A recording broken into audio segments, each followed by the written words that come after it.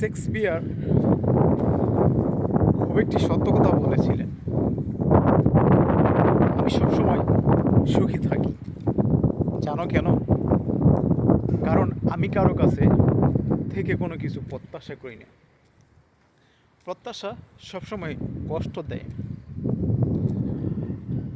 জীবন খুব ছোট, তাই নিজের জীবনকেই ভালোবাসো। সুখী থাকো, হাসতে থাকো এবং নিজের জন্য বাঁচো।